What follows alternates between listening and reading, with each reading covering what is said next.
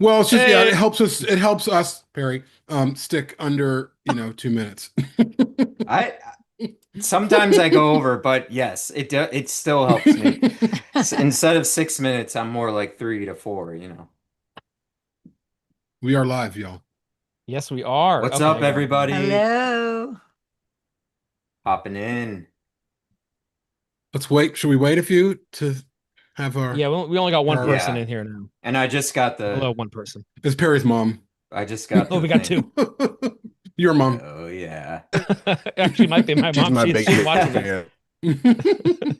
Yeah, my sister might be on too, or they might jump in at some point. How's Um, everybody doing? hey everybody.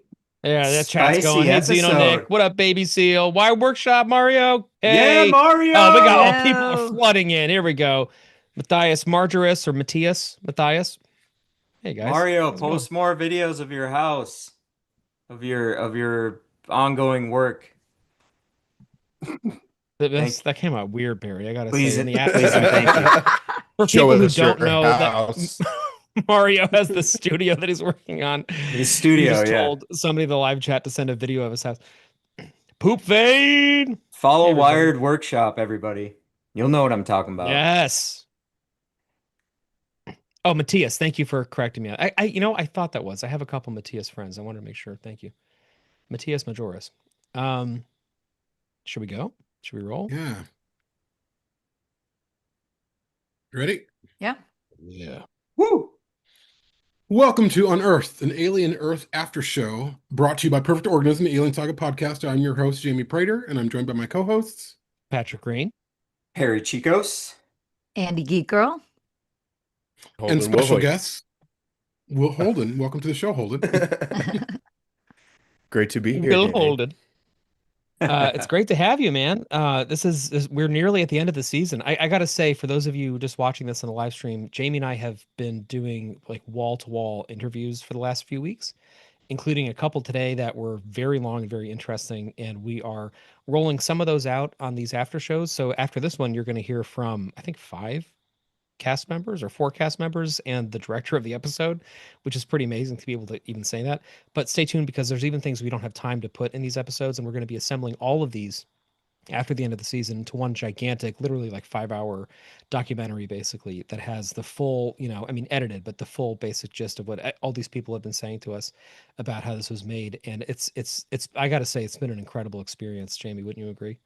It has been. It's been incredible. It's been intense. I mean, to be completely honest, at one point, it's been so much work for us that I've been like, Patrick, I don't know if I can continue doing this because for me, I have to get up pretty much earlier, but it's been really amazing. Also, the people at FX, Adriana specifically, they've just been wonderful to us. They've Amazing. opened so many doors. They're just letting us talk to everybody. It's been quite the experience. Yeah, it really has. And we're not being paid to say that.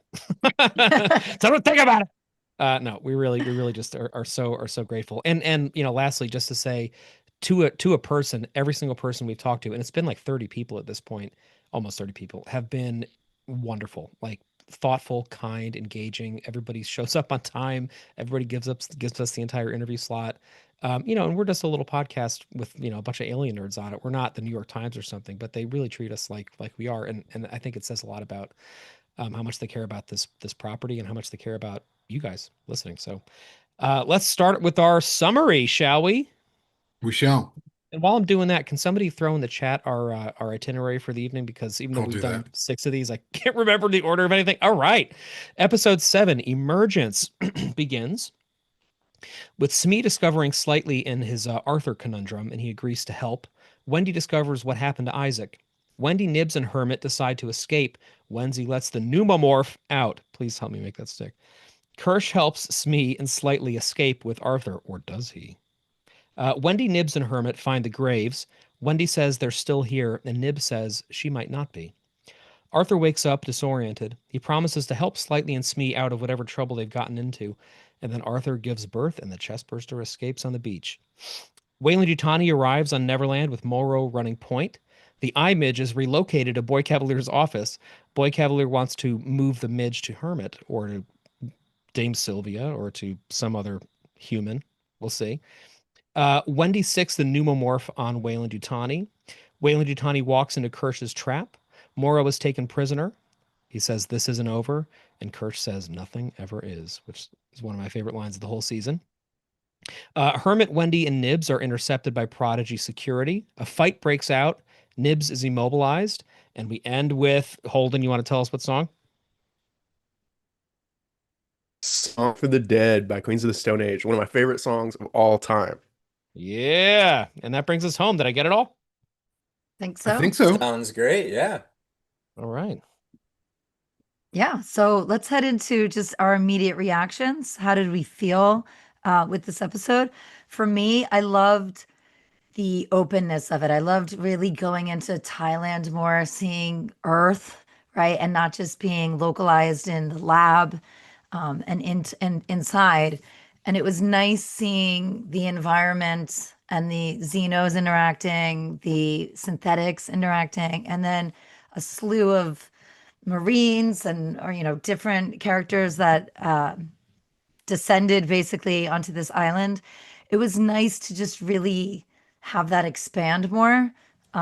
We were kind of joking about a Jurassic Park sort of world feel, but I think it was in a good way. Like I think it really just kind of uh, opened it up for me to see the beach, the really get a sense of the earth, the sounds. I loved the earth sounds again. I know I keep harping on that. I loved the music in this. And I have to say, because I don't know if we've talked about it in 7 episodes, I love the opening sequence, the title sequence. I don't know if we've mentioned that, but every time it starts, I'm like, oh, I have to remember to talk about this. I think it's a great way to recap that is totally alien, right? It's like within that world, it's sinister. The music is great. We get the snippets. So yeah, I really liked this episode. I thought it kind of opened up new things, and I can't wait to see where it's leading. It makes me want to see it right now, episode 8. So, what about you guys? Yeah, I would agree, Andy. I love the title sequence. Every episode's title sequence is so great. It's almost gives me this like theatrical cut of Resurrection vibe when it's opening and you don't really know what you're looking at. Sometimes it's really grotesque, sometimes it's not. It's like flashback things. But I loved this one too, just like going over the body of the Xeno and then it ends with the tail. I thought that was so cool. But yeah, I've really been loving the title sequence. No, like as I was talking before a little bit, I love the pacing of this episode. It was just done beautifully. Like you're along for the ride the whole time, and I really enjoyed the grappling of consequences, like the after effect, like Boy Cavalier having to come and figure out what all happened, kind of letting Kirsch take control of things. And now we're still guessing on what Kirsch's motive is, what he's really trying to do. Is he working against Prodigy? Is he trying to come ahead as like this savior, this hero almost, and using the aliens as bait? And yeah, just grappling with all of that. And then of course we have Boy Cavalier like just fathomed by the image and what the intelligence behind that. I thought that was great. And then we get just this horrific, view of what is really happening, what happened to these kids, what are they, how do they grapple with themselves being these hybrids, and what does that truly mean for them, and them sort of all battling with that and trying to survive in some way, very much like, the xenomorph. So yeah, I off the bat, great.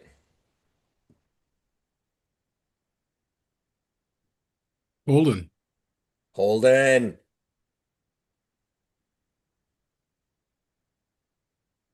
Holden. somebody. He's in a Holden pattern. He's in. What's going He must not be able to hear us. Sorry. Holden had a tree branch fall this morning, and it messed up his internet a little bit. So while he's figuring that out, I'll go. And then in the meantime, Holden, when you're back, just give a shout. Yeah, this episode, I really enjoyed this episode a lot for a few reasons, because I think to me it's a wonderful mix of seeing how all the different storylines have kind of started to converge. Like I really like that this has a big sense of like propulsion to it. But it also has a few of my favorite character moments in the whole series. And for me, Arthur on the beach is just one of my favorite things in all of this show. I really just love that. And so I think that's a real saving grace of it. I do think it's short. You know, some people in the chat are pointing that out as well. It is definitely, you know, it's a little shocking that it's only 45 minutes long, but I think it's because it's really, you know, it's teeing up what's about to happen for the final episode. And I think that although it could have been an episode that was really just transitional, I really appreciate that they found some real moments of like heft, of like character heft in this. And to Perry's point, Kirsch just keeps me guessing constantly. I love that. I feel like this entire season it's been so unclear exactly what his motivations are, but he's always motivated, you know. And I love how in this one we see how his chess game kind of has played out seemingly at the end of the episode, and I think that that's really cool. I also love the sequence that Jamie mentioned. I think it's actually before we were recording, where they stumble upon the graves. I think that is like a really powerful moment because it says a lot about how they conceive of themselves at this point in the narrative. And the truth is that to steal a line from Jamie, unfortunately, but he can say it again. You know, they had become aliens in their own right, and I think that they're grappling with that. And I like that this episode, although it is very much action oriented, finds moments for things like that. Holden, what do you think? Man, there are so many gigantic standout moments for me in this episode. As was previously mentioned, I adore the intro sequence with the cuts of the Xeno, and I think the last episode there was like cuts of the island mixed in. It's like a little recap thing. I love that. That's such a great moment in every episode. Um, Slightly, or not slightly, Smee especially stands out huge for me in this episode. I love Smee so much. He has my heart. He's great. And Slightly is wonderful as well. Slightly is wonderful, but Smee is just he's so great. Um there was one really big thing in particular that stood out to me during this episode, and it was um, there's a sort of motif ever since episode 5 that they keep bringing back. That's the red light, green light thing with the laboratories and their like containment. And that makes me think of like there's like the game you play as kids, red light, green light. And obviously we're dealing with a bunch of kids here, and they keep bringing that motif back, and that's something I thought was really cool. It may or may not be intentional. I feel like it is. Of I'm a little iffy on the relationship between Wendy and the XX121 that came from Hermit's Lung, but we'll circle back around to that. And obviously the song at the end, I'm still riding a high off of that. As soon as I heard the beginning of that song come in, I lost my mind. It's so good. I love that. Call it fan service. I'm falling for it. It's great. I love it. But yeah, it's a great episode. Amazing episode. I'm loving this show so much. I also really enjoyed this episode. I thought it was gripping and intense. I love like strong intensity. Episode 3 is still my favorite of the series so far, but this one to me, and this last one, but this one and episode 3 are standouts in terms of its intensity. I really have to give it up to Lily. What's her last name, Patrick? The Newmark. actress Lily Newmark, who plays Mhm. Nibs. I think she's a little underrated. She's Same. turning in an extraordinary performance, extraordinary. Her own intensity, what she's drawing from as an actor, to do what she has to do. She gives me some Sarah Polley vibes. I don't know if all of you guys know who Sarah Polley is, but she reminds me a little bit of Sarah Polley in the best way. I mean, Sarah Polley's an amazing actor and now director. Um, yeah, I also like Andy. I really loved seeing more of where they're at in terms of Thailand and the greenery and just letting us breathe. I think we needed to breathe as an audience to get outside that facility. Yeah, I mean, I definitely have some issues with some things that we'll talk about during that I like griping section, but all in all, again, I'm really happy with it. I that boat scene specifically was just batshit crazy. I loved it. It was gruesome. Yeah, I mean that's alien territory or aliens territory a little bit, but in a way we have not seen before. I don't think we've ever seen an alien anything be that gruesome in that way. And I do love, like, what's also really sad to a point Patrick made is the death of Arthur, but it's not just the death of Arthur. In my opinion, it's the death of the only real true human in this show.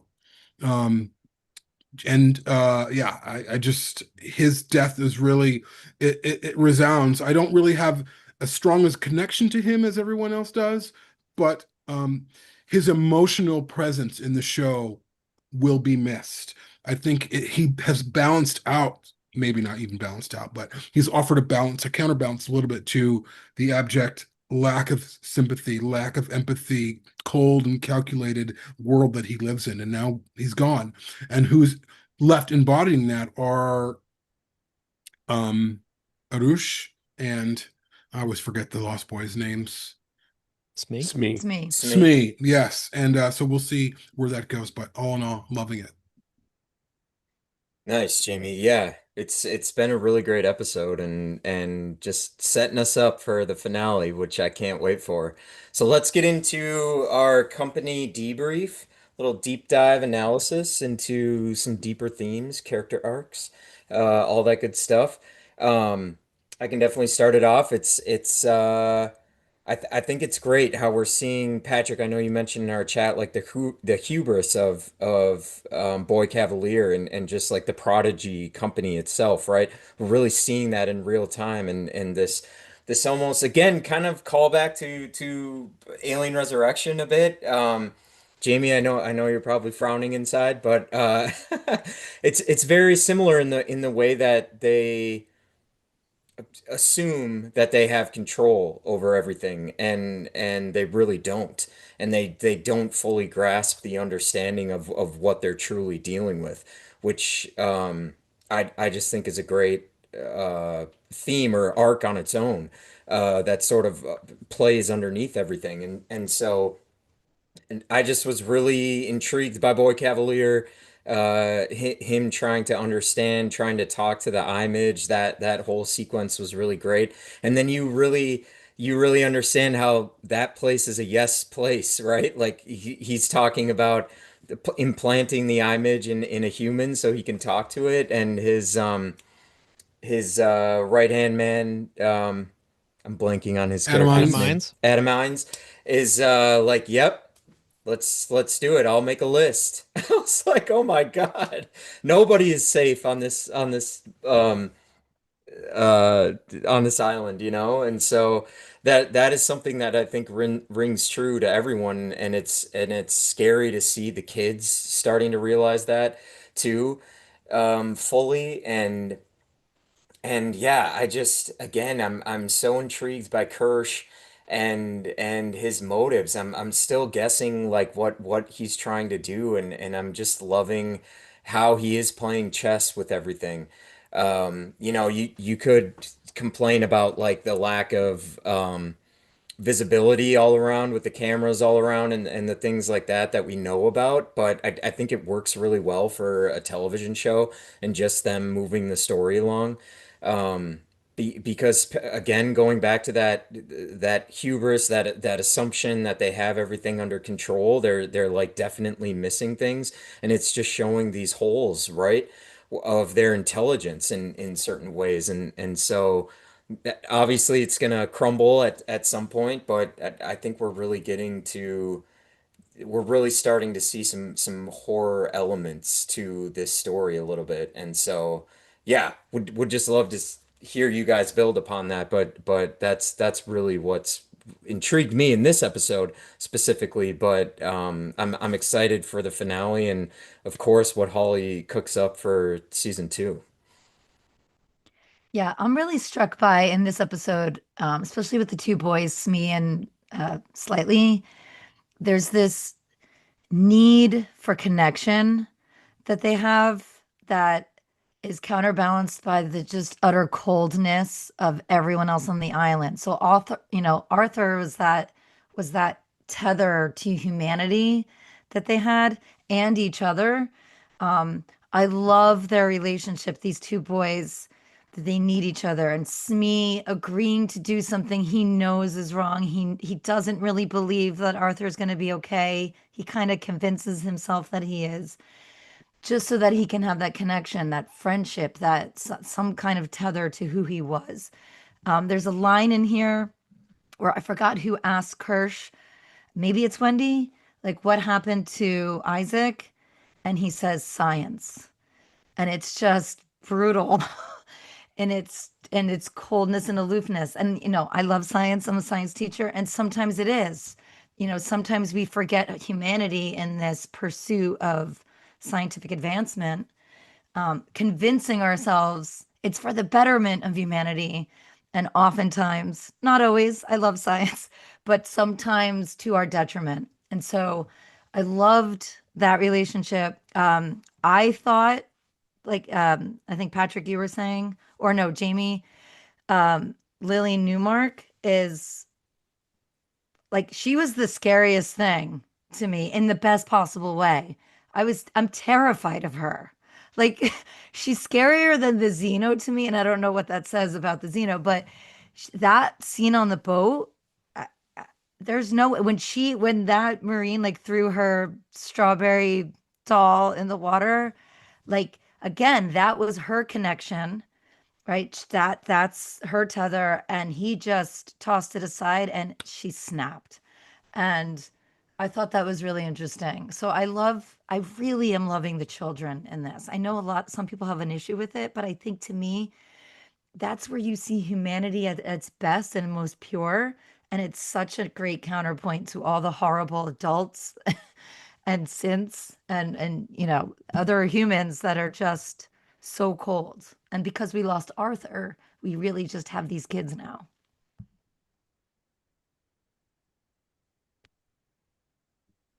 Yeah, I'm wow. Andy, you brought up so many things that I love about this episode. The real standout, like, deeper thing for me in this episode is absolutely Arthur. Um, his level of humanity and love that he presents is just so wonderful and so warm. There's a moment when his chest is about to pop, um, when he's talking about, like, how children have to learn how to lie, and that lie can you think that people don't notice, but the people who love you do.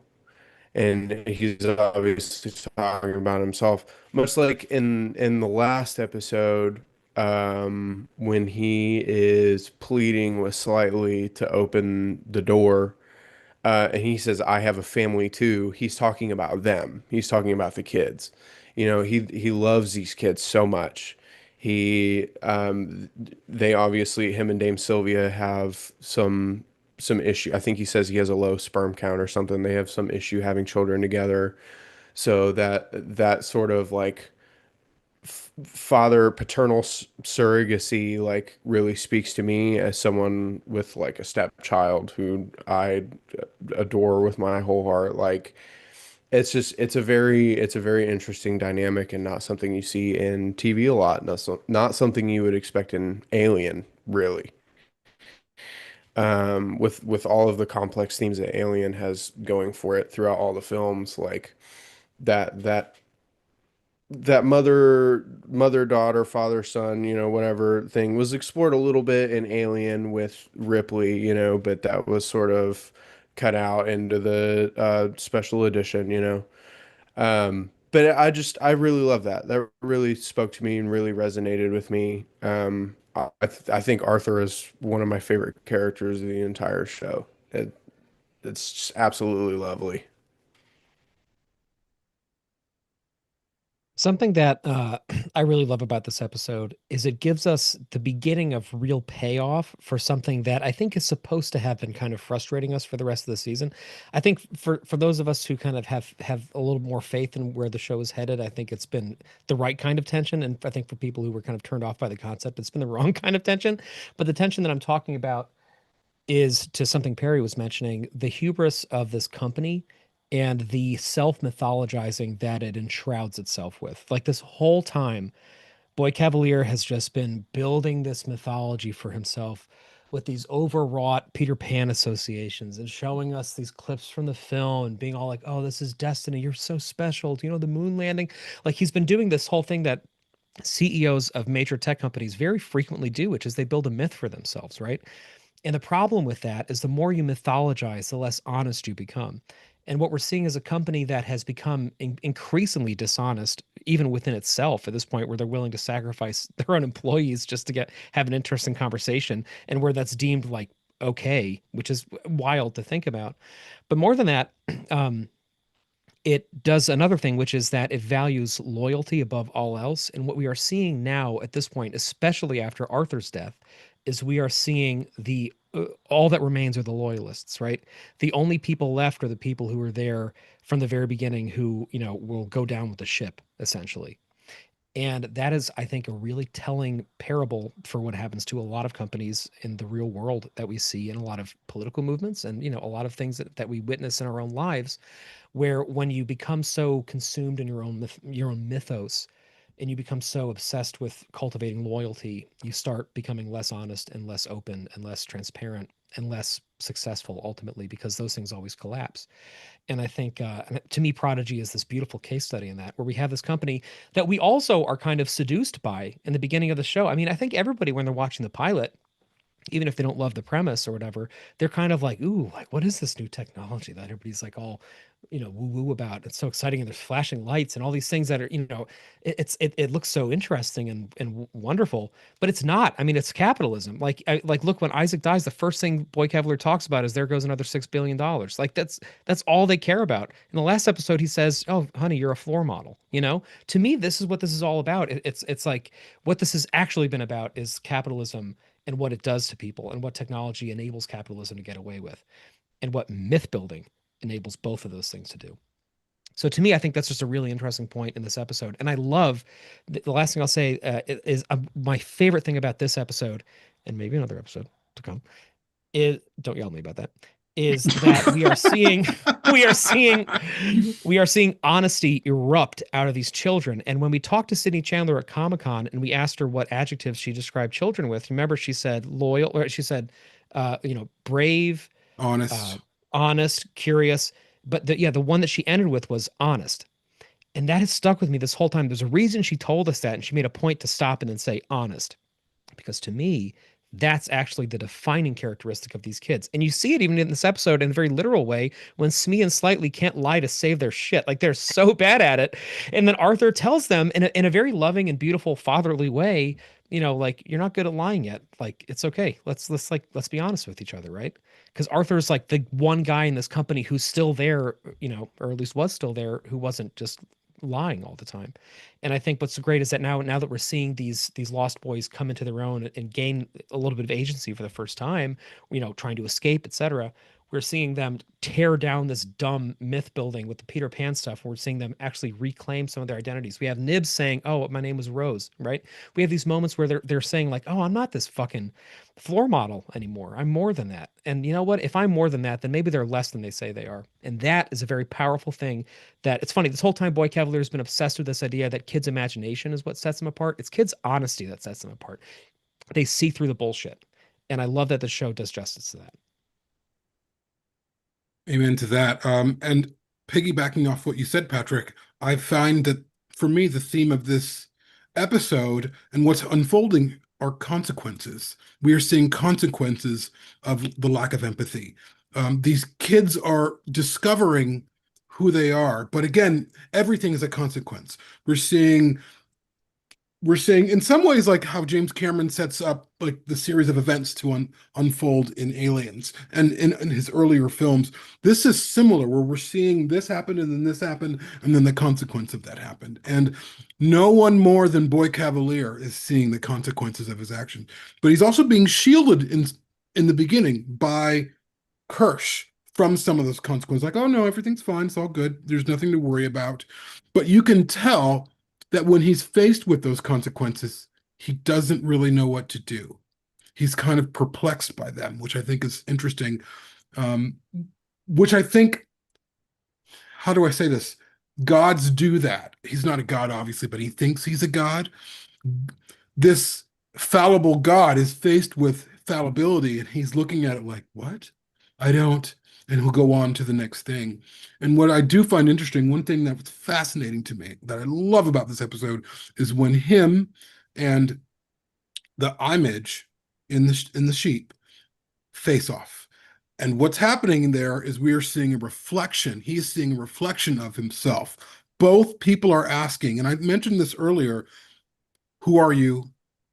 How do I get more from you? They're both asking that question. It seems clear to me the image knows this is who I want. And also, Boy Cavalier is also saying, this is who I want. And it's interesting, but then I just love the moment where the sheep takes a shit. Again, sort of consequences. It's it's reflecting something to Boy Cavalier. It's really brilliant. Like to me, that moment in this episode is when Noah Hawley sings, is when Noah Hawley can, in his genius, can really find the story, find the themes, and blow it wide open. And it's subtle. I love Noah Hawley when he's subtle in this. And it's not overt. You really have to be paying attention. And when the show is really working for me, it's in those moments. And yeah, I can't, I'm excited to see where this goes. I've a lot of questions. I have a ton of questions, a lot of really, really great questions. But I love, I love the idea of consequences, that we have to face them. And I think, again, being me, we're living that as a society. We're living in the consequences of our actions right now. And it's not fucking pretty. It's not pretty. Um, and I love that it's being reflected to us. That lack of empathy has consequences. Teaching lack of empathy has consequences. And I also see this, at least from my perspective, having been raised in conservative fundamentalist religion, there's the whole, and I think probably everyone knows, like the Adam and Eve in the garden, and Eve is she says she's beguiled by the serpent into taking the apple, and it reminds me of Arush, what's his name? Toodles? Slightly. Slightly. I'll never remember this. Slightly listening to Morrow talk to him, convincing him, and then he lies, like Eve lied in the Bible. It's, to me, there is a mythology happening here, but it's not the Peter Pan mythology. It's more on this like biblical scale where, and then you see Slightly he lies, but he's not good at lying because kids aren't good at lying because kids give themselves away, but he's learning how to lie, and then he's being confronted with those lies the way God, if you believe in that kind of thing, confronts Adam and Eve about their lies, about their deception. It's, again, Noah Hawley, to me, hitting it out of the park. Can I bring up real quick an interesting parallel to back what you're talking about? Um, Nibs rips that guard's jaw out, and I think she kills another guard with that jaw.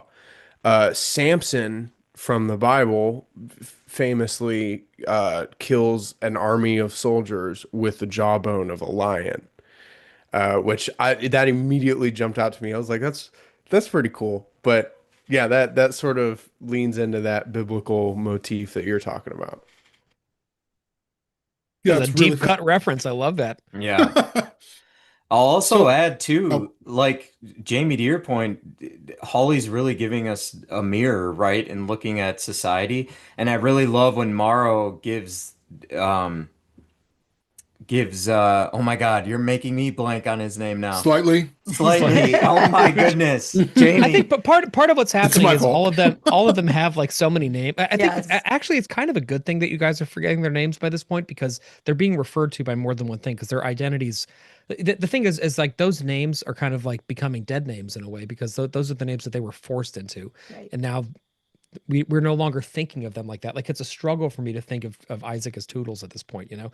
Like when I had to write that on the graphic the other day, you know, people were like, call him Isaac. And I was like, well, in the call sheet, he's Toodles, and we're kind of supposed to call him what they're in the call sheet, but it's not Toodles anymore. You know, so yeah, I think it Yeah. makes sense, Corey. But yeah, as you were Yeah, saying. well, they have two names too, so it's just like you forget. Anyway, um no, I just love Morrow's lesson to own up to your actions. If it's a mistake, if it, you know, if there's a bad consequence to it, you can't just like hide something. You got to own up to it. You can't be a child about it. You're an adult now. And I think that's a very simple but wise lesson for our world right now. So I enjoyed that part.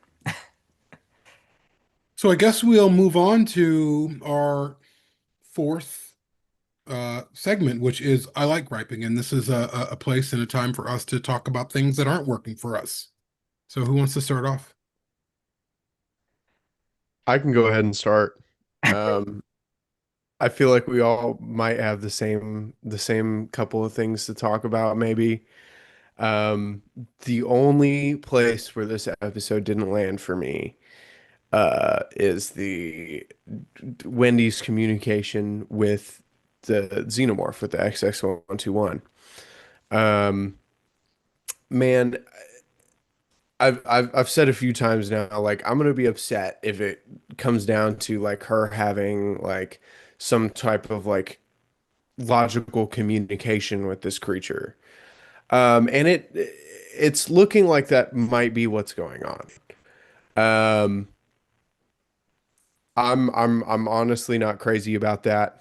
Um, but it doesn't make me super upset. It's something where I'm gonna have to see how they play it in the next episode. I was really hoping it would be the sort of thing where as soon as she lets it out, she realizes, oh fuck, this is a wild animalistic creature, you know.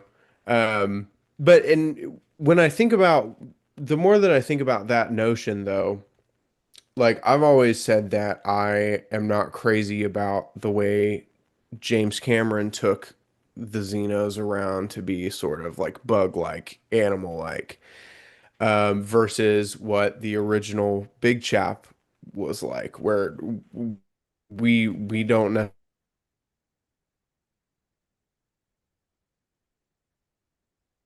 necessarily know if it had some level of that sort of 1979 Big Chap version.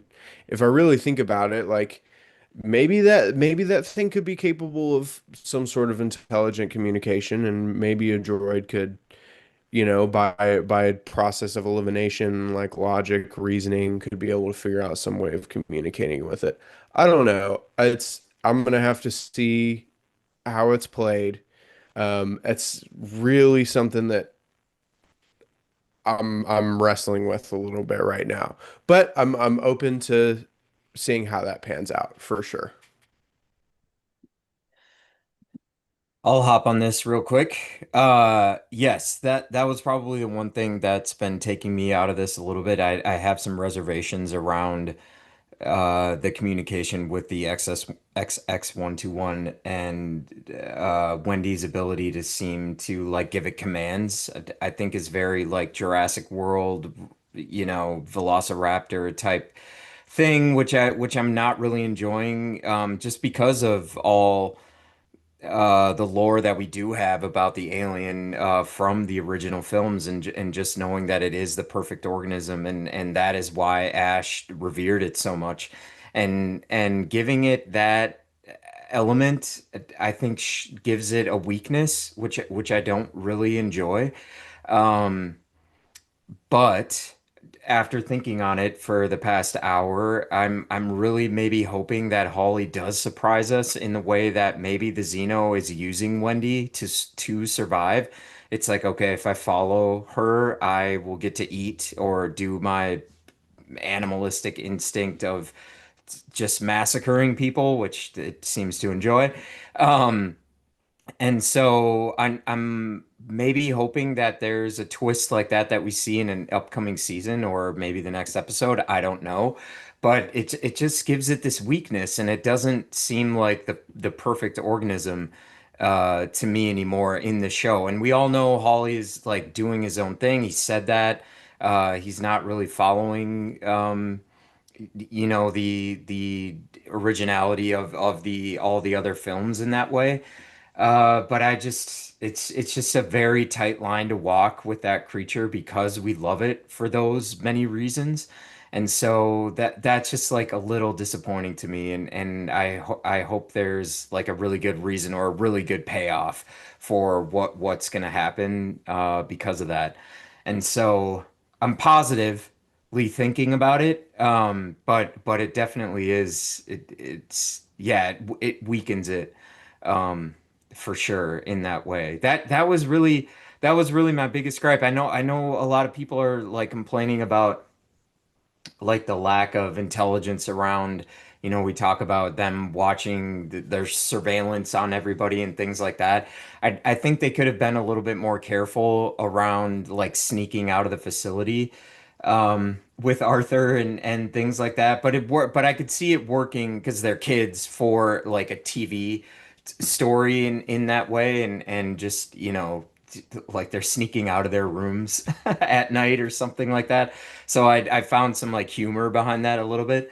Um, but yeah, those are really the two things for me. Everything else like really flowed nice and the payoffs with the xenomorph just like massacring everybody. Jamie, to your point, to see some kills like that are really just like yes. But I was also like, oh man, how wild would it have been if it would have also just slaughtered Hermit, Joe, right?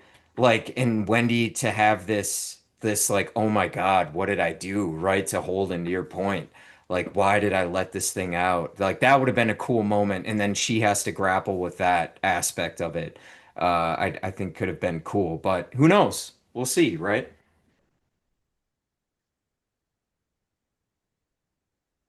I don't want to go last because I'll probably be the most intense. So Go right now. Go right Uh-oh. now. Yeah, go. Oh no. You set No, yourself up, I mean, Jamie. I'm going to reflect everything that everyone said so far. I agree. The Jurassic World part just was like, dude, what are you doing? What are you doing? And please, I know last time I got pretty critical of an episode. We got some mean things like I was having a meltdown. This is just my opinion of a show, not a person, of a show, of a TV series, not your mom, not your dad, not your kids. My This is just mom. opinion on What the maybe your mom, fuck? Perry.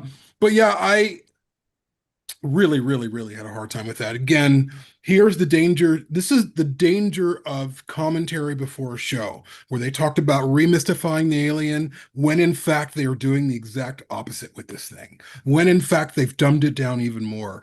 And I'm going to pivot off something Perry said. Actually, well, Perry mentioned, but Noah Hawley said when he was talking that he had changed the design, but we find out that he went more towards a bug, which to me, I was like, this is not a bug. This is not a terrestrial thing. This is not anything identifiable to us as a Earth species. Do something different. And why the alien was so amazing when we first saw it, and then also even with what Cameron did, which certainly added to that bug sense, but still, what Cameron did and then what Fincher did, this thing was like, what is it? Why is it moving this way? No one knew what this was. To a point Patrick has made over and over again, this thing was the face of oblivion. This was the abyss. This was nothing. And now it's this thing that you can call and talk to. And when Wendy calls it and it comes up to her, and Joe, her brother Joe, is right behind her, who is this human. Why isn't this thing running after him to kill him? Why isn't it doing that? And no, it just goes back into like, fuck off with this for me. It just really pulls me out of the show. Um, and but I will say this. I loved this episode. So despite me being very passionate about not loving this portion of it, I thought this was a wonderful episode, and I was gripped from beginning to end. And I think to conversations that we've had over and over since the show started, the characters are what have me in this show. I mean, there's certain things that we all agree or some of us disagree on in terms of what's working, what isn't. But I think we all agree that these characters are amazing. And something Patrick has said to me and to us quite a bit is we've been waiting for this. We've been waiting for this, and it's here. And we have these really wonderful characters. But what's really working is, well, but what's really not working for me really isn't working. And I also understand, and I want to make sure that I'm taking the time to understand and to say that years of people's lives went into this show, certainly because of the strikes. Years of people's lives went into the show. In fact, we talked to the Weta guys behind some of the alien suit and the effects about how long they've been on this show and how long ago some of the work was. I mean, again, this is hours and days and months and years. So I don't, and I'll always say this, I don't want my criticism of something that took years to produce to just like, I just throw it away. It's ridiculous. It's garbage. I'm not saying that, but I really think the ball was dropped. And if you're going to talk about a show, and certainly talking about maybe the most important creature of this show in commentary before the show starts, make sure you are appropriately or talking about it in ways that really reflect what we see, because it's just, for me, it's not. And I love this thing. I love the creature. I said it before in another episode. I love it. So when we get to moments where, and I feel that way about moments in Alien 3 as well, where I love that movie so much, but then you see those cross cuts of like the rod puppet and Woodruff in this suit. I'm like, this is just terrible. And I don't like feeling that way. So I'll leave it there.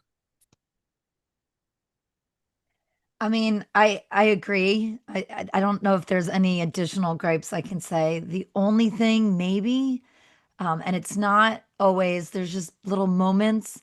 Sometimes I feel the characters aren't reacting as intensely to some like stuff that's going on. And in this particular one, and I don't know if it's like direction or whatnot. It could be a factor that he had half of his lung removed, but there's a part where Joe doesn't seem at all like concerned about getting off the island. They're just kind of like walking. I mean, listen, Thailand's beautiful. I would look around too, but but at some point there was a moment they were walking, and I'm like, go, like you got to get to the dock, and it was just like this lack of urgency. And then to your point, when she's communicating with the Xeno and touching it, he doesn't seem as scared. I don't know if, again, maybe he feels connected to it too. Maybe that's going to come out later because it was born from his lung. So I don't know if there's a connection there.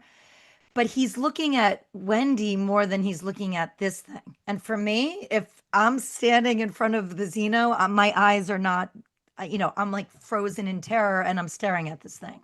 So I don't know if that's something that's part of the story. It just kind of took me out a little bit because I always feel that it's the scariest when you see it reflected through the reactions of those who are looking at it and those who are encountering it. That to me, they're selling the fear just as much as the creature is. That would be my only complaint. But again, I don't know where it's going with the story. So it could be maybe he has a connection to it. I don't know. Yeah, for me, it continues to be that the Xenomorph XX121 is just really the weak point of the whole show for me, and it has been the whole time. I feel like it's unfortunate because, like Mario said this in the chat, like the issues that I have with it are really, they don't weigh as much as the things that I love about the rest of the show. So it doesn't get to me that much. But I think if I didn't love the rest of the show, I would probably be pretty upset about it. I think what's interesting to me with the whole treatment of the Xenomorph in this is Hawley just seems really disinterested in it, just in general. And I'm kind of like, why call the show Alien Earth then, Because like the story is so interesting without any xenomorphic content in it. I mean, you have all these other creatures, you have these really interesting and really well-rounded and well-written characters. You have this world that's very different from any other alien lore that we've ever had before that, in many ways contravenes alien lore that's been established. So I'm like, I don't know. It's almost like he had an idea for a great sci-fi series and then had an opportunity with 20th Century to like make an alien thing. It was like, let's maybe like kill two birds with one stone or something. I don't, you know, I don't know if that's necessarily the case, because I do think that, to things we've said many times, there's a lot of themes in this that feel beautifully, explicitly alien, in ways that I think are really powerful, like the idea of, you know, killing what's inside you and things. Like I do, I want to walk that back. I don't think this was ever supposed to be like a separate series. I'm just confused because it seems like so much thought was put into so many other things, but the way the creature doesn't look the same between episodes, doesn't seem to act consistently between episodes. The fact that it's like genuinely hard sometimes to remember like which is which, like whether this was the pneumomorph or whether, you know, like where this came from. It just, they all kind of they seem sort of personalityless. And I'm not saying that an alien needs to have personality, but I am saying that it needs to have gravitas, you know, like we need to feel mystified by it, I think. And we just really don't, you know. That being said, like there's no sleight of hand going on here, because this entire series has been like that. Like he just clearly just conceives of the alien as a different organism, you know. And hey, to Jamie's point, you know, he asked for it to be designed differently as well. So in my, you know, headcanon, and it's actually pretty easy to do, because as of this point, this doesn't directly link to any films or anything. In my kind of headcanon, it's just sort of like a different species. Like it's a kind of a different take on the creature that we know really well. And I think if I kind of look at it through that, it doesn't really bother me as much. That being said, I mean, my least favorite part, when this is saying something, of the Jurassic World films is Chris Pratt's relationship with Blue, the raptor. Like I just think it's just like so stupid, and I really don't like that this series keeps trying to do that, and I keep being like, don't go there, and then it does. And you know what? Then I do the work, and I think, well, this is, you know, she's talking to other captive creatures. She has this processor. This doesn't mean she's going to just walk out into a hive somewhere and be able to communicate with them. And you know, to be fair, like the creatures, you know, especially the one that she's primarily talking to, this pneumomorph, right? Please don't forget that pneumomorph. You know, like it hasn't been around other members of its species, so it doesn't have any kind of like, you know, it hasn't learned like language of a hive yet. So maybe in some ways she's sort of like picking up on impulses that it sends out with its voice and is able to construe meaning and then reflect it back. So maybe it's almost like their kind of language, almost like, you know, when you have like this, I'm sure this is a derogatory term, but like quote unquote feral children, you know, who are discovered, who were not raised, you know, in a typical family or something. You know, they were raised in the absence of language and they develop language with each other. I kind of feel like that's what's going on here, that like they're kind of finding ways to communicate. It doesn't mean that I like it, but I kind of think that's what's happening. But I continue to be a little bit let down by that aspect of it, and a little bit miffed that all of us, and myself included, maybe more than anyone, are so intrigued by the Teocellus, because I kind of don't want to be like, I kind of want to be intrigued by my favorite monster ever. I honestly, for the sake of enjoying the show as much as I am, I'm kind of ignoring it. Like I'm kind of just like, well, that's its own thing. It's okay, you know? But then I come back around to learning about the work that went in and the thought that went in, to Jamie's point, and the suit performer, you know, and all these, you know, a lot of work went into this creature being the way that it is. And it's to suit a vision that Noah Hawley had. And it doesn't mean that you have to like it.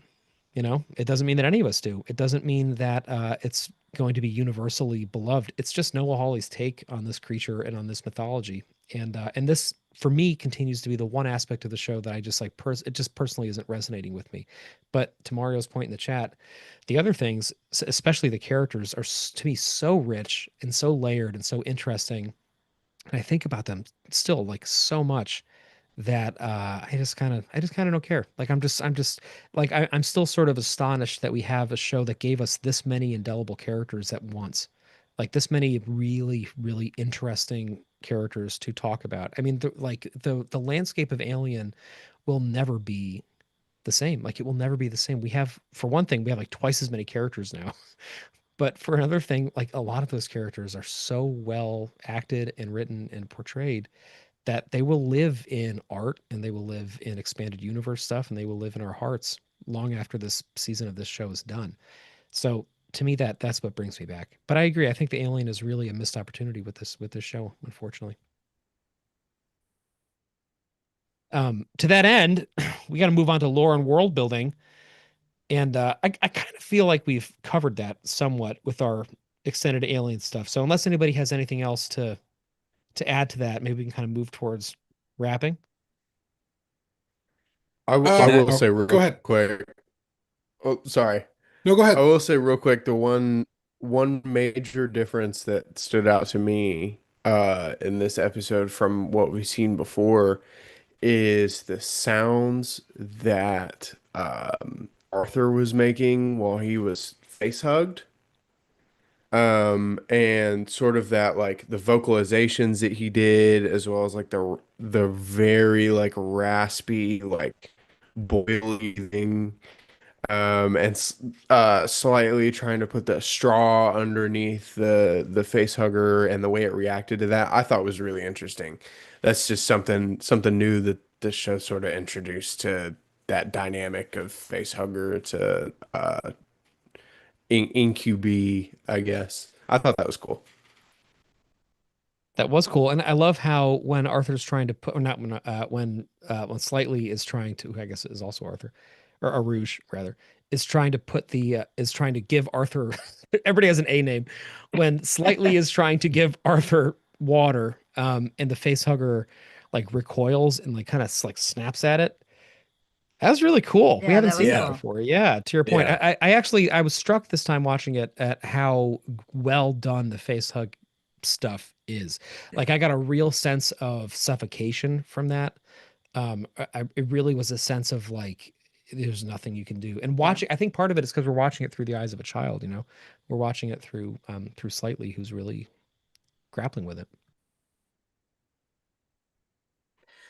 I was just going to add too that I think it's great to hear a little bit more about the flies. I was gonna like applaud Second Skin Studio for all the work that they've done with several of these creatures, and I think it's cool that Kirsch is, giving an idea or a theory to on their in their world they don't have like organic food or something to that effect. So they feed on minerals, they digest things outside of their bodies. So just giving us opening the door a little bit to like the backstory. So it's not so much that you're thinking about what the world where they acquired the flies is like, but then I was also thinking about the orchid and the teocellus and things too. I'm like, oh man, like maybe it's why. So like had me thinking about those other things too, and what could potentially be built or acquired by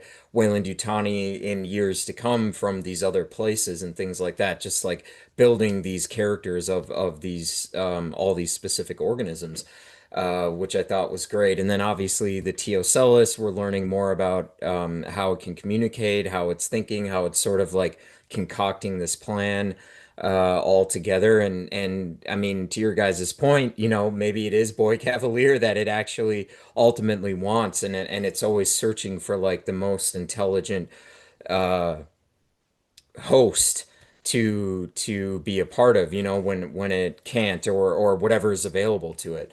So I just think that's great. But yeah, I mean, just to further along your point, the face hugger, that was really cool. Like it's cool to spend more time with that part of the life cycle and to like hear it breathing, like working the lungs of Arthur, and then when it was like digesting some of the water, it's almost like it took it in. I was thinking like, oh, it actually kind of likes that because then it's like able to, it's like giving the body nutrients so it can um, plant its host much quicker. So, or whatever, how better. But you know what I mean. So, yeah, I really enjoyed those aspects, and I'm really enjoying outside of the Xeno, right? I agree with a lot of those things you said, Patrick.